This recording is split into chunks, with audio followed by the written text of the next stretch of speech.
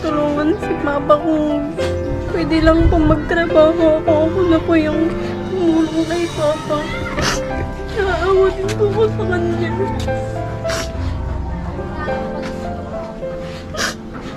Sabi ko nga po, gusto kong tumulong.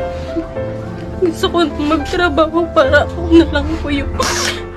Ganun nga po kasi ang hirap ko na po sa mga anak ko. Yung mga ibang anak ko hindi na po nakatiis.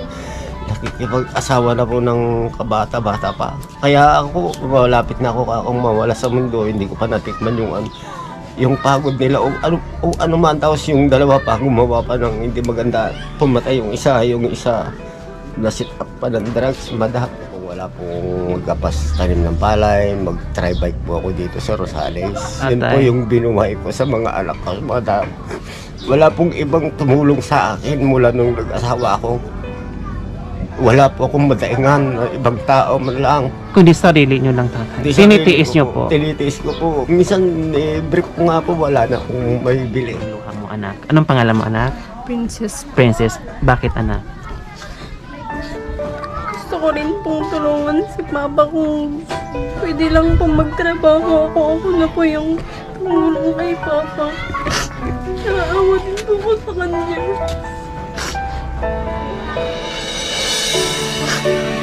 Sabi ko nga po, gusto kong tumulong. Gusto ko magtrabaho para ako na lang po yung tumulong kay Papa. Dahil nakitaan mo na nahihirapan din si papa mo.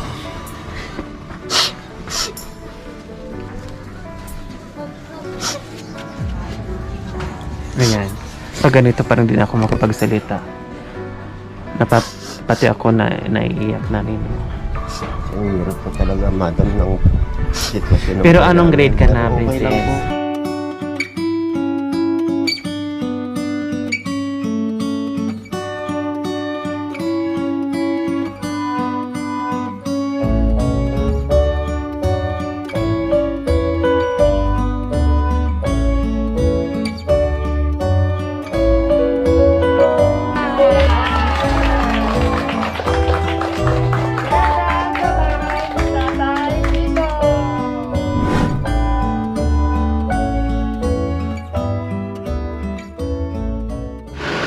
Magandang umaga po sa ating lahat, mga kabayan. May challenge po tayo ngayon, no? Kung sino yung talagang marunong mag-alaga ng bahay, sumino, maglinis, no? Yung marunong talaga magpapahalaga sa biyayang pinagkaloob sa kanila. So ngayon, mga kabayan, may challenge tayo. Magbibigay ako ng 5,000 with groceries po, mga kabayan, kung sino yung nabigyan na bahay na pinakamalinis, mga kabayan, na hindi napabayaan. Diba? Yun yung gagawin natin, mga kabayan. Ngayon, on the spot na hindi nila alam, na bisitahin natin at kumustahin natin yung bahay na pinigay natin sa kanila. Syempre, namimiss ng ating mga sponsors at request ng ating mga sponsors na sana mapasilip natin muli yung kanilang bahay na binigay natin. Kaya tara, punahin natin si Tatay Tito.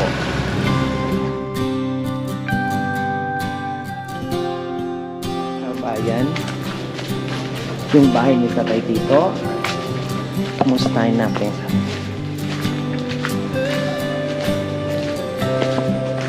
Hello! Hello, madam. Good morning! Na-miss ko kayo? Na-miss ko rin kayo, madam. Wow! I love you, Tito Tito. Tito Tito. Si Tito Tito. Kulang po kayo. Magandang umaga po. Magandang umaga po sa inyo, Tatay Tito. Kumusta? Ito po, hirap pa rin po. Pwedeng makipasok So, ayan sa po, mga kabayan, bungad na bungad. Nakita natin yung gulay, okra at saka papaya. Ang sarap. Wow, ano po yan, Tatay Tito? Talbos po ng kamote, madam. Talbos ng kamote.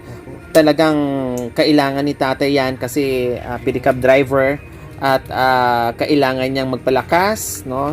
Malakas yung kanyang resistensya, makahigop ng mainit-init na sabaw dahil lalo na ngayon may bagyo na naman, tama? May bagyo na naman, ano, Tatay Tito? Ano nangyari sa inyo? May sakit po ako, madam. Tito, ano nangyari sa inyo? May sakit po ako, madam. Ay, meron kayong bulutong. Hindi po. Hindi ko po alam kung ano po ito. Ay, kung bulutong, kanan naman dapat po, lahat ng katawan. Opo. No, pero sa kabilang side lang. Matagal na rin po ito, mga magdadalawang linggo na po. Kasi kung bulutong, dapat lahat ng katawan mo meron. Opo. Pero sa kabilang... Ito lang po, kanang Kanang katawan side ko lang. Katawan ko lang po. Namamasada pa rin kayo? Opo. Ha? Opo. Si Princess ito? Ay, sino to? Si Juan po. Diyos ko, malalaki na sila. Ano, si Joanne na pala ito. Nasaan si Princess Princess? po, ayaw po mag-aral. Nagtrabaho po sa Ayan, Bagyo. binisita natin, kinumusta natin si Tatay Tito at lalong-lalo na yung bahay, no? Kinumusta natin sila kung ano na yung buhay nila ngayon, no? And then balita nga ni Tatay sa atin, si Princess hindi na nag-aaral pero yung bunso, si Joanne, tama, nag-aaral. Anong grade ka na, anak? Ha? Grade 6. Grade 6 na. So hanggang ngayon nag-aaral pa rin si Bunso na si Joanne. Si Princess nasa Baguio nagtatrabaho na. So ngayon, gaya ng sinabi ko, may challenge tayo ngayon. No? Bisitahin ko lahat na nabigyan natin ng bahay. At kumustahin natin kung ito ba ay nasira na, kung ito ba ay malinis pa rin, kung ito ba ay makatanggap. Kasi may reward tayo kung sino yung pinakamalinis na bahay. No, on the spot, hindi ako magsasabi, merong 5,000 at merong grocery na total package na ibibigay ko. Okay, Tatay Tito, nandito kami. Sige, kumustahin ko po muna kayo. May sakit kayo ngayon. So hindi kayo ngayon nagpipidal. Ha? Hindi po, madam. Hindi po ako makapidal ngayon kasi ganito nga po ang sitwasyon ko. Okay, sige. Hindi totoo yung chismis dati na ibenta. Hanggang ngayon, nandito pa rin po kayo. 'Di ba? Kasi alam natin, ang pinaka-importante sa atin is yung bahay. Hindi baling wala tayong pagkain, hindi baling hirap sa buhay, hindi baling doble kayod, hindi baling magbanat ka ng buto. Basta may bahay lang na mauwian at matutulugan ng buong pamilya, ayos lang yung Tatay Tito. 'Di ba? Kasi yung pinakamahalaga. Yun po talagang pinakahalaga sa amin mga anak ko at ang pamilya ko. tama. May bahay po kami na bigay po ninyo para sa amin, ng mga anak ko. Tama. Napakaraming salamat po itong ginawa niyo para sa amin. Ayan. So, Tatay Tito, nasaan yung form, yung certificate? Nakatago pa din? Nakatago po. Wow! Tinatago ko po. Ayan. Kasi So, mahirap pong mawala yung certificate ng bahay namin na Pinagkaloob. inihandog niyo po sa amin, pinagkaloob niyo po sa amin. ng ating mga sponsors. Gusto ko lang ipasilip sa kanila, request nila na silipin namin at balikan namin yung mga nabigyan ng bahay. Kung talagang naalagaan nila, no? Talagang binigyan nila ng halaga na yung bahay na binigay sa kanila. Yun yung kasiyahan ng ating mga sponsors na ibalik sa atin, no? Na magbalik tayo ng salitang salamat, no? At naipakita natin na talagang binigyan natin ng halaga yung binigay nila sa atin na itong bahay nga na nabuo. Okay, Tatay Tito, dito kami kasi isa ka sa mapalad at nabigyan namin ng bahay. Nandito kami kasi i-check namin yung bahay, no, at magbibigay kami ng reward, no, magbibigay kami ng reward ng 5,000 plus groceries, assorted groceries, kung sino yung pinakamalinis at nag-alaga talaga ng bahay. Okay, Tatay Tito? O okay lang sa'yo na mag-tour ako dito? Okay lang po. Okay, sige. Okay, sige. Ayan po mga kabayan. Ito yung lalagyan nila ng bakod para may privacy naman sila. So, ayan po mga kabayan. Ayan. Ang nakatira dito mga kabayan, dati dalawang anak niya na babae. No? Kailan yung isa ay nasa Baguio na. So, ang kasama nyo dito, Tatay Tito, sino? Si Princess po at saka Hindi, yung ngayon lang. Wala na si Princess nasa Baguio. Kami na lang po dalawa. Ang nakatira po dito mga kabayan ay dati ay si Princess, si Joanne, saka si Tatay Tito. No, ngayon wala na si Princess, so dalawa na lang sila dito. Si Tatay Tito maintindihan natin busy kasi nagpipidal nga. Kailang sa ngayon may sakit at hindi na ito pidal, no? Kasi hindi ko maintindihan kung may bulutong o hindi naman bulutong. Kasi kung bulutong, dapat merong parte ng lahat ng parte ng katawan o wala. Dito lang din sa side ng kamay niya. So, ito yung labas ni Tatay Tito. Tulungan nyo rin ako mga kabayan mag-judge, ha. So, ito yung labasan. So, iko, pasok, camera. Ayan, ito yung loob. Ayan. So, ito yung loob. Yung solar natin, kumusta, Tatay Tito? Gumagana pa rin po? Okay. So, ayan. Buo pa naman yung bahay. Kailang yung pintura, medyo nadumihan, no? At yung CR nila, ayan, ganun pa din. Pasensya na po kayo dito sa bayan. Kwarto, dalawang kwarto kasi ito mga kabayan eh. Medyo malaki yung bahay na pinagawa natin dito. Kasi talagang bumuhos din ang biyaya nung time na na-vlog natin si Tatay Tito dahil talagang sira yung bahay nila noon. So, magkabilaan, tagi-isang kwarto sila, no? Malaki para sa tatlo o dalawa ang titira dito sa bahay. So, ayan. So, B, total, wala na dito si ate mo at si papa mo. Siyempre, nagtatrabaho. So, lalo na, babae ka pa. So, kailangan ay maglinis dito sa loob ng bahay, anak, ha? Kailangan matutunan natin yung maglinis. Huwag iaasa ni Papa kasi si Papa ay nagtatrabaho para sa pagkain yung araw-araw. Siguro kung makatulong siya dito sa paglinis, hindi ganun. Pero ikaw na nandito sa bahay, halimbawa pag pumasok ka sa school, pagdating bago papasok ng school, ligpit ng kunti, bago pag-uwi galing sa school, ay maglilinis na naman. Ganun lang, kahit paunti-unti, at least walang kalat. Ha? So, anong nangyari sa jealousy natin, Tatay Tito? Kasi po yung mga bata na nagbabato-batuan po dito sa amin, nabato po yung mga jealousy, kaya po ginanyan ko po, tinakpan ko na lang po. Okay, so bukod dyan, saan pa yung may mga sira na mga jealousy? Yun pa po. Saan? Merong mga sira dyan, tapos dito rin sa kwarto. So ayan, no? May mga sira na mga jealousy. Kasi dati siguro na wala pa tong bakod, no? Dito kasi sa harapan nila, medyo malaki yung space. At siyempre mga bata nagbabatuan. Pero ganun pa man, kailangan talaga, Tatay Tito, ay kung ano yung sira sa bahay, sa loob ng bahay, kailangan unti-unti. Halimbawa, nabasagan ng isang jealousy. So gagawaan ng paraan para makumpuni yun, no? Mapalitan yon. Kasi kung hayaan natin yung mga sira na tulad niyan, no, kung hayaan natin na hindi natin gawaan ng paraan na mapalitan, no, lalaki at lalaki hangga't maubos yan, walang mangyayari, 'di ba? Kasi yung isang jealousy, magkano, 'di ba?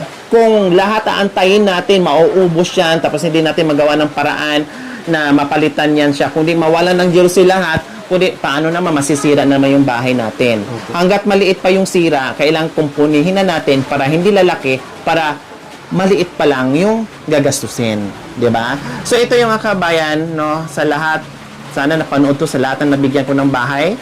Maglinis-linis na kayo, umpisahan nyo na kasi gugulatin namin kayo, bisitahin namin kayo, i-check namin yan kung talagang naalagaan nyo yung bahay na pinagkaloob sa atin ng Panginoon, Diyos, at sa ating mga sponsors. So ganun, Tatay Tito, ha, kung ano yung sira, unti-untiin, ayos, para hindi lalong lalala o lalong lalaki yung sira na mahirap na siya ipaayos kasi wala nang malaking budget. Kasi nandito kami ay hindi pang habang buhay na nakaalalay sa inyo, no? Pag once na nabigyan na namin kayo at okay na, lalong-lalo na pag may pabahay, bahala na kayo niyan. Basta alagaan nyo, and then bahala na kayo mag-maintain, no, na hindi masira at hindi tayo mawala ng bahay tulad nung dati na talagang babagsak na yung bahay natin. Okay, Tatay Tito?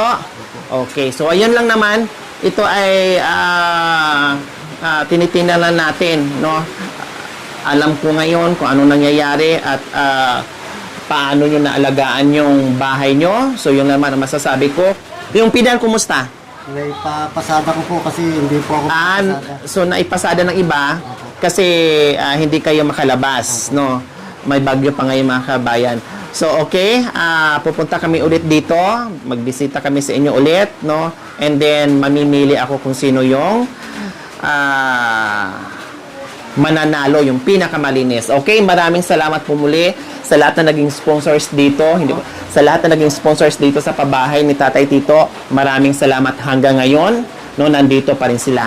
So hindi tama yung chismis, no, na ibibinta ni Tatay Tito. Isa pa doon mga kabayan kung bakit binisita ko ito kasi sinubukan ko, no, na yung chismis na yung balita na yun na ibibenta, hindi na benta. Nandito pa rin sila. Bakit ibibenta ni Tatay Tito? Saan sila matutulog nga eh? Saan sila titira? Saan niya ipatirahin yung mga anak niya? Diba? So ito ay habang nabubuhay si Tatay Tito dito titira. At the same time, pagdating ng panahon, ay mamamana din sa mga anak, may matitirahan. Okay? So ayan mga kabayan, maraming salamat po muli sa lahat na naging sponsors dito sa pabahay ni Tatay Tito. Ito po, nabigyan natin sila ng kahit paano ay malaking kaluwagan sa pamumuhay na sa araw-araw. Dahil hindi na nila problemahin tulad dito na buwabagyo. Kung doon sila sa dati nilang bahay, ewan ko lang, binaha na siguro, hindi na siguro sila makatulog dahil tulo-tulo yung bahay nila, no? Sira-sira yung bahay nila. Pero ngayon, kahit papaano ay pagkain na lang ang problemahin, may maayos na silang tirahan. Yun nga lang, medyo hindi naalagaan ng maayos. Okay, Tatay Tito? Okay, sige. Pahingi akong ano. Tatay Tito, ito, pangbili mo ng kung anong gamot dyan, o pambili mo. Tapos, gaya ng sinabi ko kanina, babalik ako, basta hindi ako magsasabi kung kailan. No? Okay, sige. So, ayan po mga kabayan. Okay. Bangan niyo po mga kabayan. Okay, dito na kami Tatay Tito ha. Biha, maglinis-linis anak ko ha. Okay. Aral pa din. No, mag-aral pa din. Continuous pa rin yung pag-aaral mo. Huwag pabayaan. Kasi, ang trabaho makaantayan pero kailangan talaga yung pag-aaral nyo. Na hindi lang hanggang doon yung estado ng buhay. Okay? Okay, sige. Tatay Tito, bye-bye. Opo, Tatay Tito. At maraming salamat po Okay. sa pagbisita niyo sa amin yung mga anak ko. Nabigla kayo. Opo, nabigla ako kami talaga, madam. At hindi ko po alam kung anong pupulutin kong nililigpit. talaga naman po, nabigla kami talaga. Ngayon, anong ililigpit mo? Wala na po akong nililigpit. Yan, kasi nandito na po kayo biglaan. Eh. Bahala na. Wala nang iligpit. Wala nang itago kasi nakita na. Opo, wala na pong may tago talaga, madam. Kaya bahala na lang. Ganon ang mukha ni Tatay Tito. Buksan. Hindi ko alam kung anong pupulutin ko. Hindi mo alam kung anong iutos niya sa anak. Para bang para bang kung pwede nga lang may magic siya na malinis lahat, ginawa niya para hindi natin makita di ba ganon di bali. Hindi po ako magsasawang magpapasalamat po sa inyo, madam, kasi po sa awa po ninyo sa amin, kayo po talagang sugo ng Diyos yata sa amin. Awa at pagmamahal. Opo. Di ba? Okay, syempre. Ayan po. Nabisita na natin ha, na-miss nyo itong bahay na binigay nyo. Lalo na yung ating mga sponsors. Kasi request nila na makita at masilik nila muli. Okay, sige. Dito na kami, Tatay Tito. Bye-bye. Ulan pa po. Okay lang. Hindi titigil yan kasi may bagyo. Masakit? Masakit siya? Bakit po, pero Ano mo? Punta ka ng center, pa-check up mo para makabili ka ng gamot. pupunta na po ako ngayon. Oo. Yung pera mo, paano center? Panggamot. Kasi hindi titigil yan kung hindi mainuman ha. Baka allergy lang yan o ano.